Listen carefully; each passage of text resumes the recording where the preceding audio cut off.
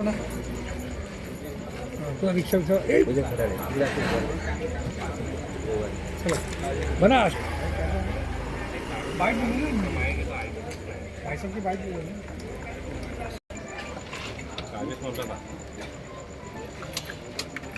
डोंबिवलीमध्ये पाणी टंचाई काय आहे ही परिस्थिती?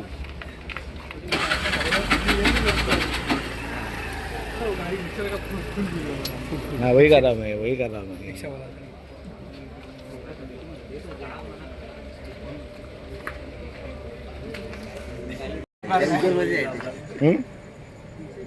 भैया एक दिन में कितना मतलब कितना पैसा देते हैं आप?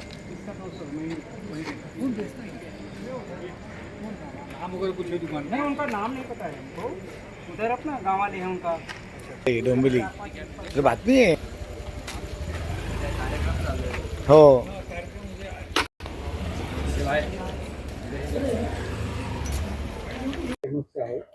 लोकांना विकत पाणी घ्यावं लागतं. आपण इथले स्थानिक नागरिक काय सांगाल? सर्वप्रथम 2005 ते 2015 आयरेगाव हा 1.5 लाख लिटर जलकुंभावर सुरू होता. आज आयरेगावामध्ये 15 लाख लिटरचा जलकुंभ झालेला आहे. जवळपास 1.5 किलोमीटरची 350 mm ची आणि 1.5 किलोमीटर अंतराची जलवाहिनी आयरेगावमध्ये टाकण्यात आलेली आहे. आणि आता इंटरनल नेटवर्क सुधारवण्यासाठी आयरेगावमध्ये 2.5 कोटीचा आराखडा तयार करण्यात आलेला आहे. त्याचंही काम युद्धपातळीवर सुरू आहे.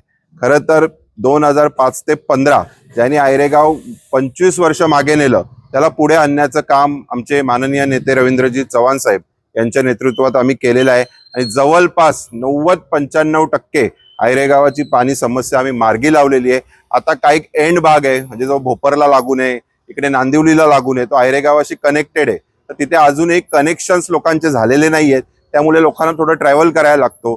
त्या भागात जरी तो आपला वॉर्ड नसला तरी तिथेही आम्ही नवीन जलवाहिनी टाकण्याचा आमचा प्रयत्न सुरू आहे. नक्कीच जलकुंभ आता सुरू झाल्या आम्ही तिकडेही लाईन्स टाकणार आहे.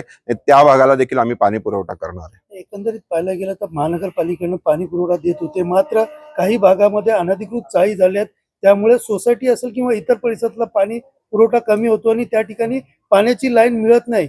म्हणून त्या ठिकाणी अशा प्रकारे 200 रुपये देऊन ड्रमनी पाणी घेतलं जातं. ते सांगतोय की 2015च्या आधी अधिकृत नल जोडण्या आयरेगावमध्ये 200-250 होत्या.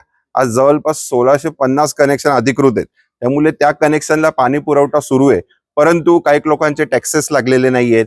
काही लोकांनी नव्याने घर परचेस केलेले आहेत. काही भोपर हद्दीतले जे आयरेगावात असल्या जरी आयरेगावाचा तो कनेक्टेड भाग असला तरी त्या बाजूला जो टिवकदादा नगर हा जो परिसर आहे आयरेगावला कनेक्टेड आहे. पण हा पॅनल क्रमांक 30चा भाग आहे आणि त्यामुळे तिथे जलवाहिनीच नाहीये. त्यामुळे आता जलवाहिनी टाकण्याचा तिथे काम सुरू आहे. आताही तुम्ही या रोडनी जाल तर इथे 6 इंचाची नवीन जलवाहिनी आपण टाकलेली आहे. आणि तो जो तुम्ही हा पुढचा परिसर सांगता हा भोपर सुरू होतो याच्या पुढे, तर तिकडेही आपण ही जलवाहिनी घेऊन जाते आणि तिथे या पाणी पुरवठा आपल्यातर्फे करण्यात येणार.